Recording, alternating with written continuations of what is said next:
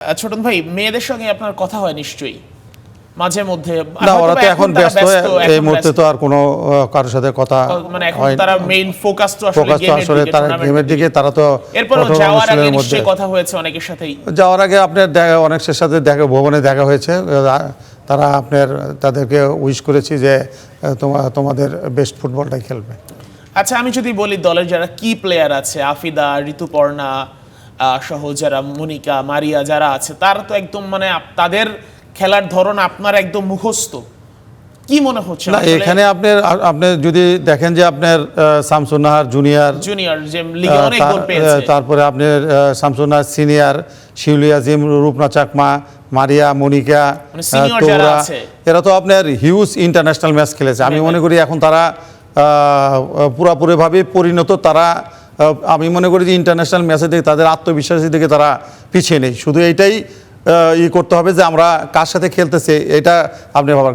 আমার একটা এক্সপিরিয়েন্স আছে যে আমরা 17 সালে আমরা থাইল্যান্ডে আমরা ফাইনাল রাউন্ড খেলেছিলাম আন্ডার 17।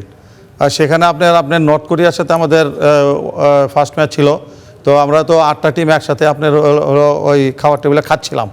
তা আমাদের ক্যাপ্টেন ছিল মৌসুমী, আপনার নর্থ কোরিয়ার যে আপনার 5 নম্বরের প্লেয়ার, ওকে দেখে আসলে মানে হাইট দেখে সে প্যানিক এরকম হয়েছে।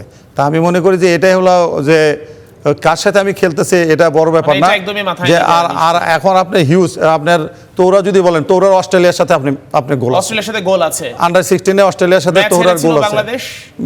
ম্যাচ আমরা ড্র করেছিলাম একবার আপনার একদম 3-2 গোলে লাস্ট মোমেন্টে ই করেছি। তা আমাদের যে সাহস করে, আমাদের যে সাহসটা এখন সাইকোলজিক্যাল ব্যাপারটা হলো সবচেয়ে বড় ব্যাপার। ওই টিমটা তো বাংলাদেশের চেয়ে ফিজিক্যালি অনেক আগায় ছিল, অনেক আগায় ছিল, কিন্তু তোরা আপনার যে 2টা গোল, ফ্যান্টাস্টিক 2টা গোল করছে।